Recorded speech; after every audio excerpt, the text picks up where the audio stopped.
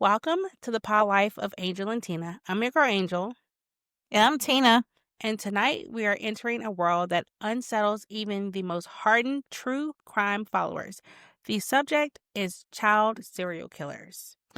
These are cases that force us to question how darkness can take root so young and whether evil is born or made. Listener discretion is advised because what you're about to hear is as disturbing as it is real. But first, let's do a quick week recap. Tina, how was your week? Oh my God. It was a really good week. I enjoyed our concert. It was so much fun. Angel did not know a lot of those songs, but I did, and it went crazy. I was drunk before we went in the concert venue, but that's okay. It's my fault. You could blame me. I take the blame this time. Oh my God. I do. Because she will never take the I blame. never take the She blame. always blamed me. But I had and like 4 Chad. shots before we got in there. Yeah, she was litty. It was good. Litty I titty. forgot what I have to get all the bottles of those birthday cakes because that was good. Those birthday cakes were good. I have to can't find. lie. It's like Killer. It's like Killer, right? Is it KILLR? I think so. And it doesn't come in a big bottle because if it They did, were cute though. I love the would drink it. design of them and everything. I love I like color, I like neon, and so I had a lot of neon. yes. Yeah, it was cute. So we were in Virginia Beach. We went to see the concert. We had great lunch dinner at a Mexican restaurant. I don't know the name. It was like 2 minutes away from our You took a hotel. picture of it, didn't you? Sure, I did. I didn't save it. It was so much fun. It was so much fun. But the construction, man. It was horrible trying to get there. I So much know. construction. So much construction. Like, what the hell happened in a year? So, my thought is concerts in North Carolina that are like 2 to 3 hours away. But the hotel that we stayed at was great. Yeah, It was on renovation. I hope they keep their pricing. It was wonderful. Let's go back to Thursday. Thursday, I went to the Moose Lodge with Danette because she wanted to drink. I said, hey, I have nothing else to do. Sure. So I blamed Danette on that night. And then yesterday, I went to Midnight Bingo. They expected us to get out at 3:30 or 4 o'clock in the morning, but we actually got out at 2:30 because the caller was wonderful. Yes, I did win. No, I didn't win like Andrea, like $300. Because Andrea be winning. I know. Money. I mean, if I didn't have to split with someone, I would have won $100. Yeah. But I won 50, which paid for it was $30 to get in, so I won 20, which is fine. They had a quickie like at the last minute, like 4 games, so quickie for $5. But I just wanted to go home. It's shocking that I was up to 2:30 in the morning anyway. But I took a nap. That's why. And today I just sat around the house. I did some dishes that were there. I had a lot of cups to do because I like my cups. Finally got those cleaned. Tomorrow, I'm going to get ready for Halloween, decorate for Halloween. So it was a really Your dog would start. I as soon as know. you start recording. Diva! Why is she looking up that way? Because she can't hear. I think she's going like crazy. Anyways, so tomorrow I'm getting ready for Halloween. Hopefully I'll be able to decorate. It might be a lazy day, but I do have to get groceries tomorrow. So it was a really good week. Like I worked and it was only like 4 days because we were off for Labor Day. Labor Day? Yes. Stop it. I'm so sorry. Poor baby. I know. Let's put a video on her right now. Right. Oh look, she's gonna stop, of course. It's gonna say video. Okay. Yeah. But how was your week? Did you like the concert? Okay, so my week was pretty awesome. So we had a 3-day weekend. Oh, shoot. We had a 3-day weekend, and I was off that Friday, Saturday, and Sunday. Shit, no, I'm lying, y'all. I went on Friday. You were on Friday. You were off Saturday, Sunday, Monday. That's it. Saturday, Sunday, Monday. So it's a short week for both of us. It was wonderful. Week. It was nice. Oh, darn it. I cut my camera on and your dog stopped again. I know. That's why you had to be ready for her. But you had to be ready. Sorry, y'all. I was trying to record her dog doing whatever she does. Very weird. I love her to death. I have to pee again. But yeah. Okay. The concert was amazing. I had a great time. I didn't, like Christina said, I don't know the songs, but I had a good time. I like music, so I just enjoyed, chilled, listened to the music. I had a snow cone that was like lit. Like, okay, so they had you can get the snow cone or the icy. What is it called? A snow cone. Yeah, a snow cone in a cup. Icy is different. I think it's a snow cone. It's like a snow cone, and they put it in this cup. You can get like a medium or a large cup.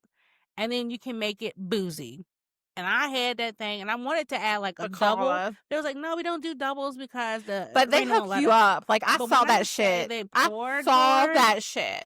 That shit was like, I would have tipped them $5. Like, I didn't even know. Like, yo. Like, yeah, they were just pouring. I was watching, too. Like, the man was just like, I know. He was pouring. Because I was sober at that point. Picked up the bottle and started pouring some more. And I was like, I know. Like, they put, like, an extra shot up in there. It was crazy. Like, I wish, like, if I was not driving, I would have got one. Yeah. But I was driving, y'all. So I was sober at that point. And we got Sonic after the concert. The best thing in the world. I forgot about that. Yeah.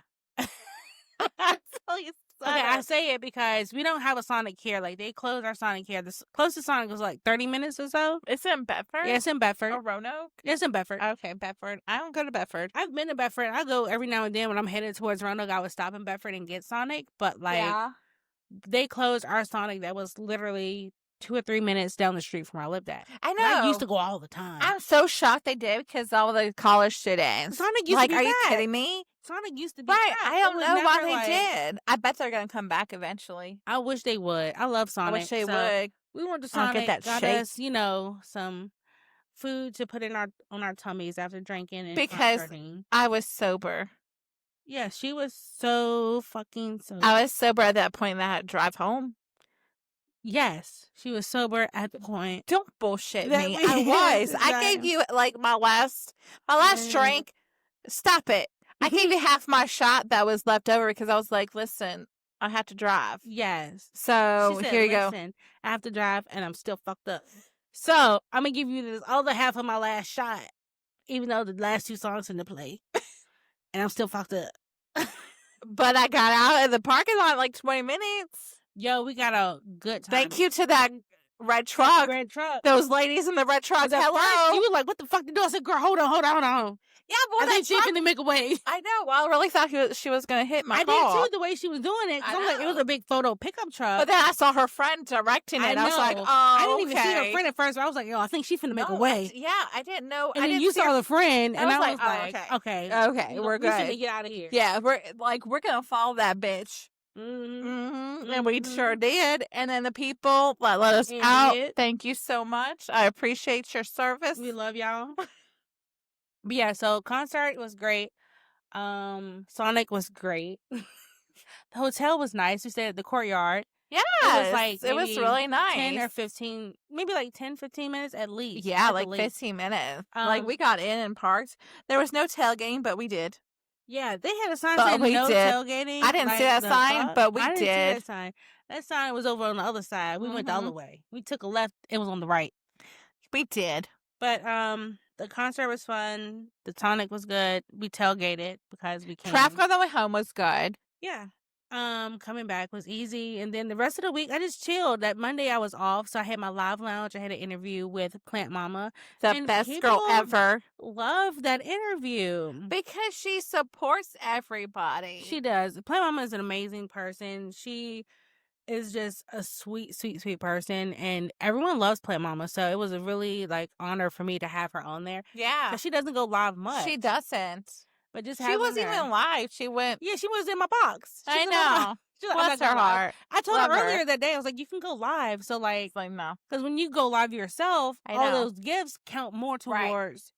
You get less when you're in someone's box. I was like, go live. I always tell people. She said no. Go live so you can have your own audience. She was like, nah, I'm going to be in your box. I'm not going. Yeah. But she that's was fine. amazing. But yeah. And so that was my week. I worked the rest of the week, chilled. She didn't go out with me. I didn't, or because y'all, us. I didn't told everybody. She gotta save her pennies. I gotta save my pennies. I've been looking out my window, enjoying the free look out the window moments. Look at my window. I just looked out. So pretty. So nice. That tree It's is huge. nice.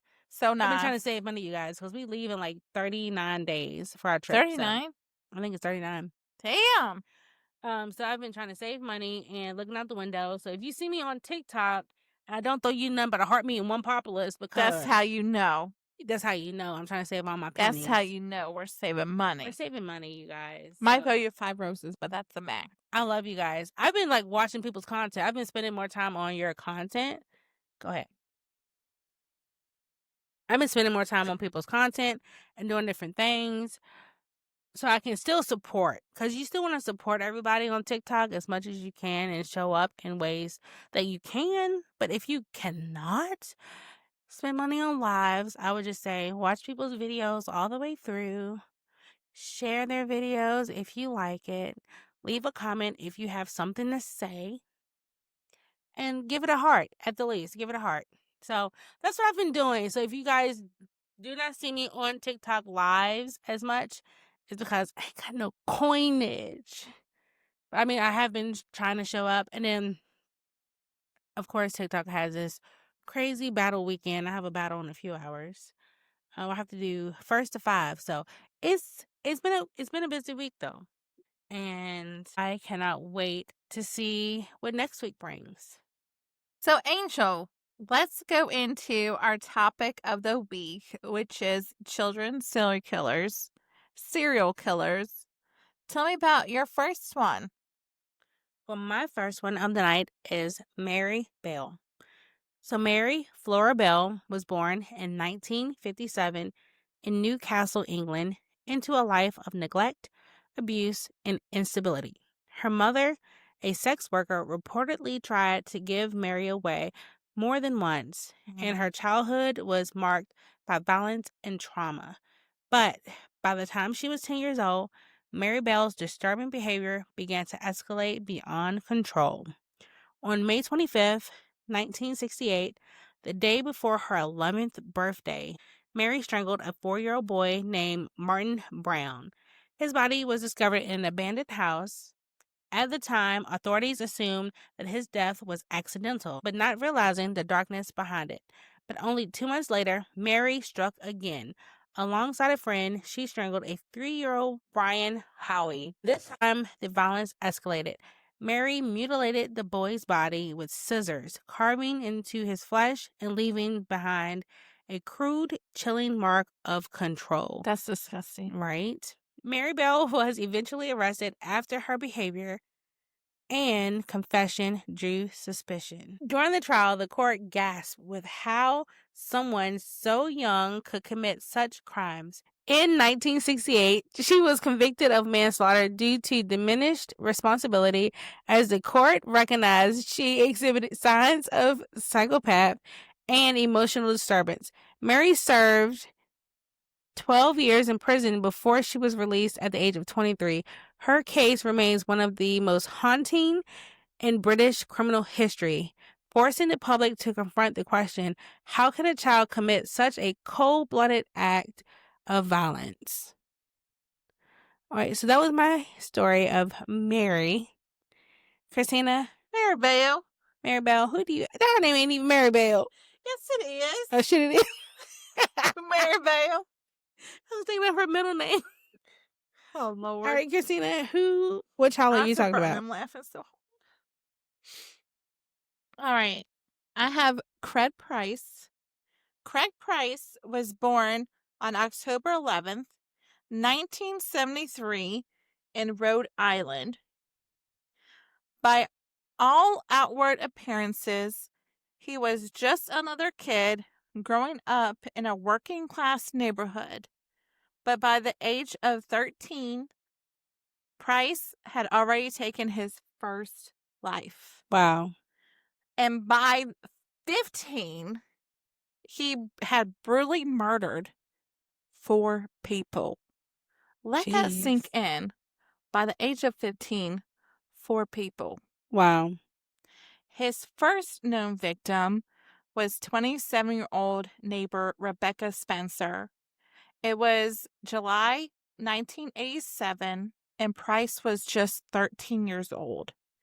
He broke into her home and stabbed her 58 times. Good God. 58 times. Let's repeat that. 58 times. That's a lot. No one suspected the teenage boy. He wasn't even on the police radar. Wow. But 2 years later, in 1989, things escalated horrifically. Price entered the home of another neighbor, Joan Heaton. He stabbed Joan and her 2 daughters, Jennifer, who was just 10, and Melissa, only 8 years old. The sheer brutality of the killings shocked even seasoned investigators. The 3 were stabbed a total of 90 times. 90. So you know what the fuck you're doing. If you're stabbing people 90 times, you know what the fuck you're doing. I'm sorry. Eventually, Price confessed calmly and without remorse. He gave graphic detail of how he committed the murders. He laughed during interviews. He seemed proud. And here's the chilling part. Under Rhode Island law at the time, because he committed the crimes as a minor, he could not be tried as an adult. Damn. I know. He should have been. That meant he would be released at 21. Crazy ass. Mm-hmm. Understandably, the public was outraged. The families of the victims feared for their safety and pushed for legislative reform.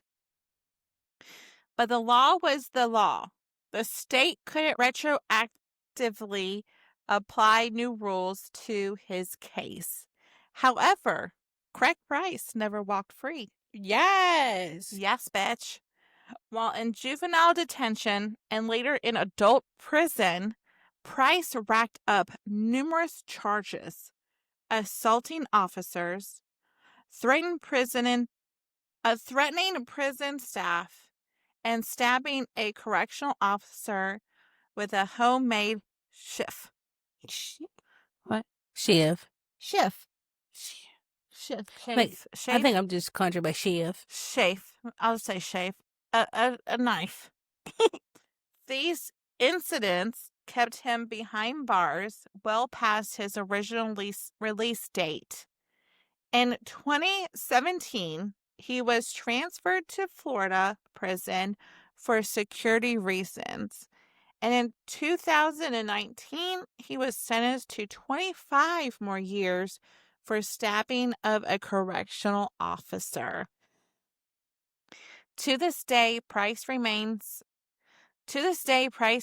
incarcerated, and his case continues to spark debate about juvenile justice, rehabilitation versus punishment, and the question no one can fully answer: how does a 13-year-old become a serial killer? What is the nature, nurture, or something else entirely? The case of Craig Price is more than just a story of murder. It's a mirror held up to our justice system, our communities, and understanding of evil itself. Because sometimes the monsters aren't hiding in the dark. They're riding their bikes through neighborhoods just like any other kid. Wow. I know. That's crazy. 13 years old and killing people, stabbing people 90 times. Like, what the hell? Right. Like, ew. And then he kept stabbing as he was an adult. Right. Like, his thing was stabbing. He liked to stab people. Stab or no stabbing. That's right. It's Craig. Craig. Cray. I'm going to write you so you can be on our podcast. Just so you know. We need to. That's what we had thought about doing. We need a P.O. box. A P.O. box so we can write people in prison or, not in jail, prison. They're in prison, you guys. They in prison, right? A prisoner. Not because we want men, but because we want to know their brain. Yeah, we want to get and understand. I've heard other like reporters writing prisoners, and then sometimes they'll give a reporter an inside scoop. Exactly. You never know until you write them. That's what our our next step is. Why is all prisoners like really good in art? I don't know. They be really drawing the fuck out of shit. I know. I'm like, yeah. Send me stuff. Facts. Maybe a tattoo one day. What?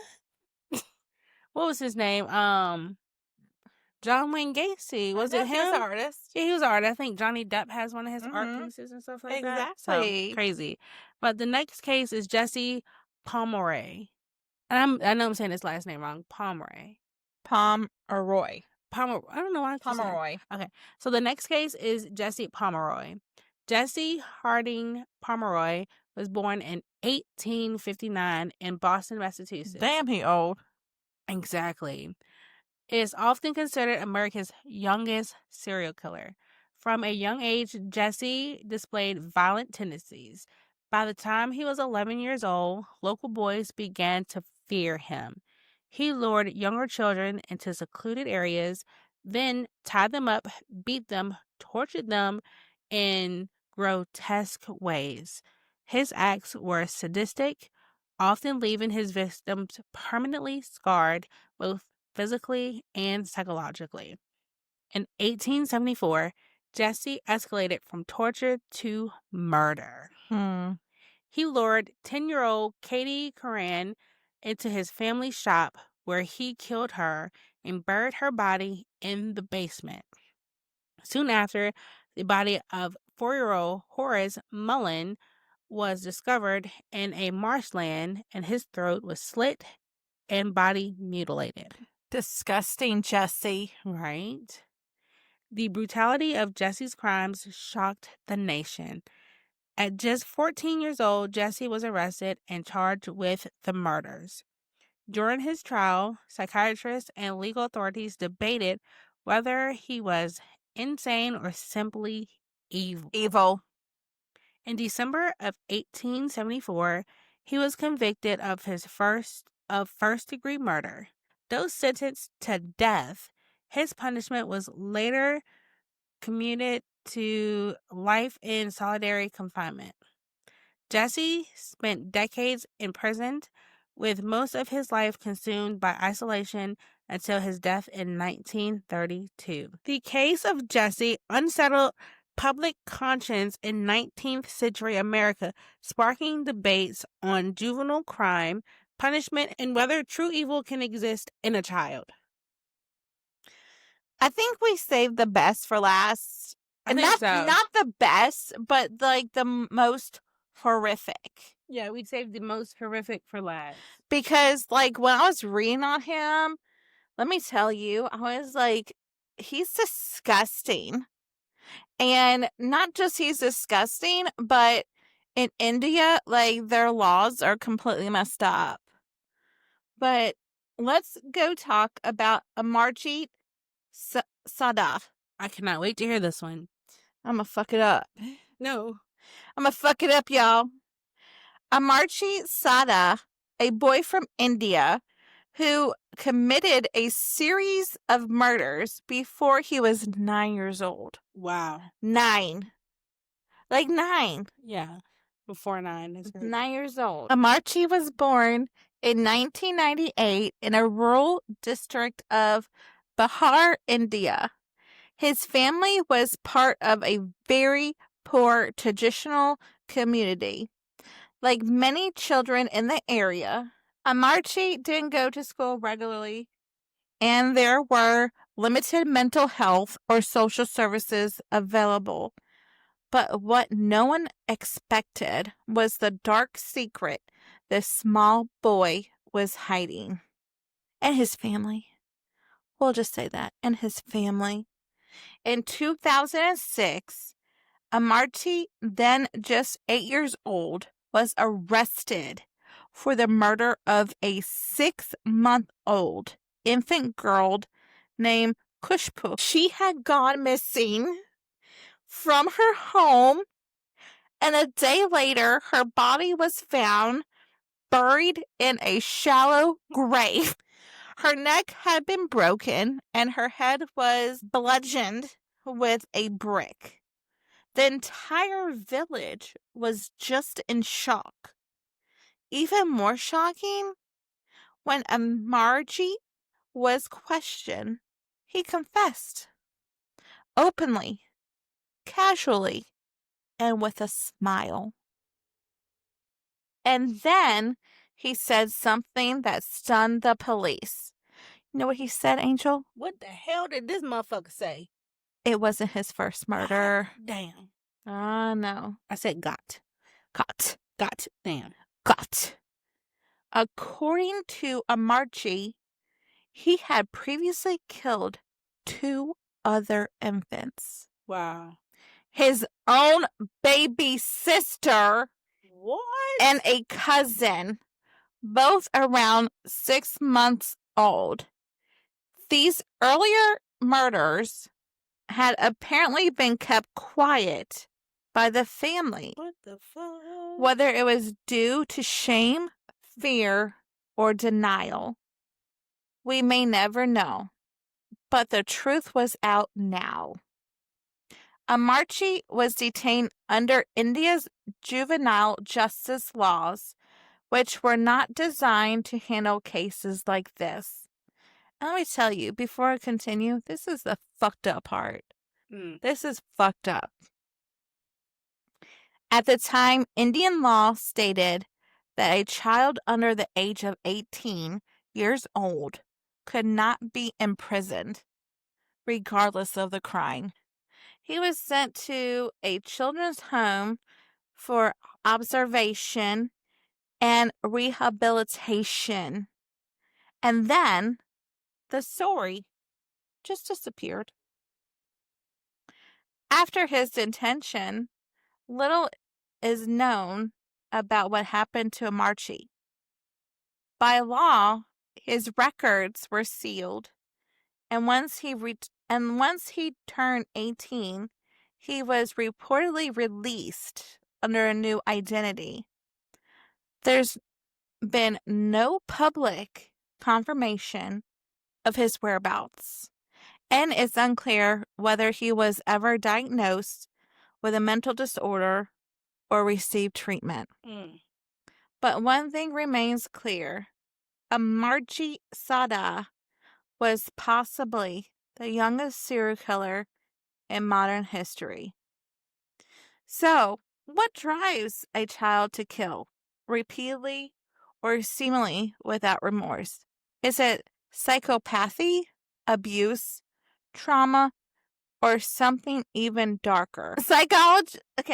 Psychologists often debate whether children at such a young age can truly grasp the consequences of their actions. But in Amarji's case, his confessions, his demeanor, and the calculated nature of the crimes raise disturbing questions about how early violence can take root. The case of Amarji Sada is still surrounded by mystery, with no public photos or interviews in recent years. It's as he vanished, leaving behind only a string of heartbreaking crimes and a legacy that haunts the world of criminal psychology. So that's crazy. Damn. Jinx, you owe me a Jinx, you owe me a shot. Damn. Vodka. That's really crazy. Yeah. Like, I did not know about him until we did our research, but come on, India. Right? How is he gonna go with a new identity? So he could be fucking killing people by now and we don't even know. There's another case that I had heard about where this guy had tried to murder his family in the U.S. This was years back, where he had he actually murdered one or two of his siblings, was trying to murder his mother, who was pregnant, and he was put into the juvenile system, and then his records were wiped. Yeah. And then when he got older, he got married, and then he murdered her and her whole entire family. Like, I really want to tell that story on here one day because that was a crazy story. That's crazy. But it's just like, that's what I'm saying. Like, we don't even know who this person is. Like, he could be killing people with an unknown identity. Right? I'm like, this is somebody else. Like, no, it's the same person. I don't care if you're 9 years old. You're going to kill 3 babies. Right? Your sister. You know what you're doing. I don't care. And At 9 years old, person, I'm sorry. If you're 4 years old and you die, okay, that's different. Not if you're 4 years old, you die. But if you're 4 years old and you kill someone by accident, okay. Yeah. But you're 9 years old. Yeah. You did it once. Not once, but 3 times. Yeah, that we know of. That we know of. You could be still killing people. Exactly. Because we don't know your identity. Yeah. You're That's under what, a whole nother how alias. does that... I would love it. I would love to get in the mind of someone. Yeah, I just want to see. Like, and that's why we need to write people. Freak, they're like, what are they thinking? What are they thinking? I don't know, but that's why we need to write them. We need to write them. That's our goal. I gotta look up P.O. boxes. Yeah, and see how much they are. We get a P.O. box, and we do that stuff because it just interests me, like where their mind is, what caused them, like why did they think like, oh, let me murder this person? Yeah, you know, like your 6-month-old baby was not doing nothing, just laying there. Your baby, your baby sister, your cousin, 6 months old, like not doing one thing. Yeah, and you're just like, let me off it real quick. Right. It cries too much. Like, what the hell? I can't imagine. Yeah. Like, even, and you were talking about, too, the Purge movies. Like... You in the Purge. But if it ever comes down to that, the Purge, I couldn't, because if you guys are not, familiar with the Purge, they're movies. They're based on, one day a year. You don't get arrested for any crime you do. Any crime. You kill people. You kill 10,000 people. I don't care. I mean, I care, but they don't care. And I the worst person alive. I don't think I could ever commit murder. Yeah. Just because I can't understand that concept of taking someone's life. I really don't. Now, if you do something to my child, then we're gonna be diva. Then we're gonna be on a different level. But yeah, that was very tense, very drunk podcast this week. Lord, yeah. I don't know what happened. I'll love to hear the bloopers. We gotta say the bloopers. Yo, the bloopers are wild. Mm-hmm. But this concludes our descent into the chilling world of child serial killers. Stories that remind us evil doesn't always wait for adulthood. It can wear the face of a child. If you have thoughts on this episode or cases you'd like us to cover, email us at thepawlife@gmail.com. You could also follow us on TikTok at Sunshine Diva 85. And I'm Angel_on_air. Be sure to subscribe, leave a comment or review, and share this episode with more people so they can join us in exploring the darkest corners of true crime. Until next time, this is Angel and Tina. First time. Always. Bye, y'all. Bye. Have a wonderful week. Have a good week. Bye.